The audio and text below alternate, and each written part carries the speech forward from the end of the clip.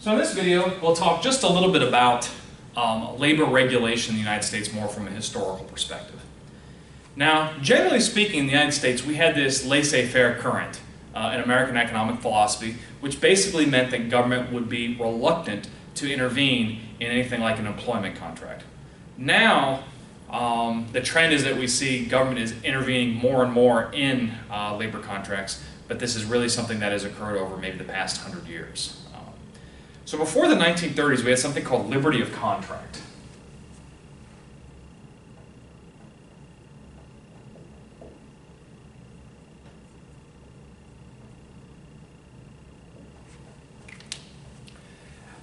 Liberty of contract meant that you could work for any conditions and any pay that you wish, and workers could pay you under any conditions and any wages that they wished. So for example, I could give you some sort of a terrible, horrible job with very little pay, but as long as you were willing to take that job, that was considered okay because it was an agreement of mutual consent. The reason that this existed for so long was the idea that it assumed that workers and managers or hirers were on equal footing when it came to bargaining powers, but we know that that's not really true. I mean, you think about it intuitively. Go back to New England during the early 1900s, where you had, ships full of immigrants coming to work in the factories. Well, if an immigrant said, "I don't want to take this job, it's not paying enough," the manager could say, "Fine, I've got 100 people waiting at the door for that same job. Don't worry about it." So the power really lied with businesses and hiring managers, and so they were able to set the wages and conditions in any which way they wanted, which of course led to a lot of worker exploitation, as we talked about during the business history modules.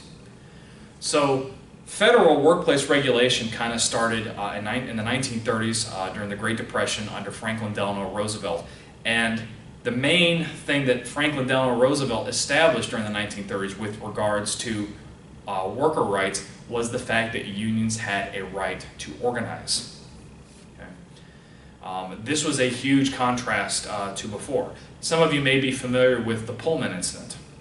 Pullman was a company that made railway cars, train cars. And Pullman had established a beautiful town for workers. And it was basically a workers' paradise. I mean, of course, they worked on the train cars and everything, but there was a school, a library, activities for people. Basically, it was great. Then the company had some sort of an economic hiccup, and they raised the rents in the Pullman town without raising wages. And this made, of course, a lot of the workers angry, and the labor unions tried to organize a strike. Well, Grover Cleveland called in the army and massacred many of the workers.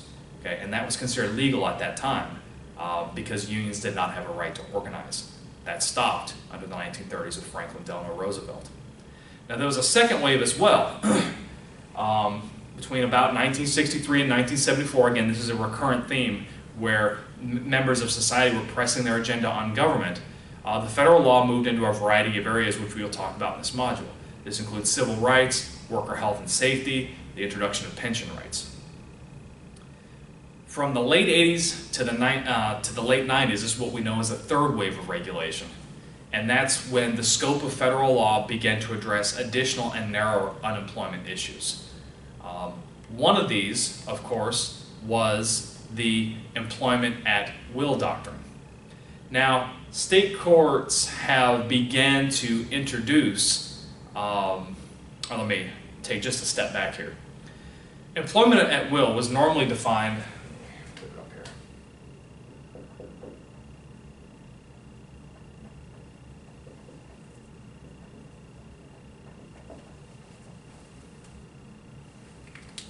Employment at will was normally defined as an employment contract that could be ended by either party for any reason or no reason. So for example, you can show up to work and they say, "Goodbye, you need to leave, I don't have to have a reason," or I can find a reason. Now we see that federal and state laws are taking away the right to fire employees for a variety of reasons. You can't fire workers because of union membership. You can't fire workers because they're pregnant, because they have a disability. You can't fire them because they are a member of a protected group such as race, gender, national origin, or religious belief. And there are 3 common law exceptions to firing at will. If an employee works as a whistleblower and complies with public policy in defiance of what a manager says, they cannot be fired for that reason. They cannot be fired when there is an implied contract. An implied contract would be something like your boss keeps telling you you're doing a great job and you can see kind of a career progression, and you are led to understand that you can continue working at a firm or a company. Even though it's not put in writing, there's just kind of an unwritten or tacit understanding that you can stay and you can continue to work and be promoted. You cannot be fired when there is this implied contract.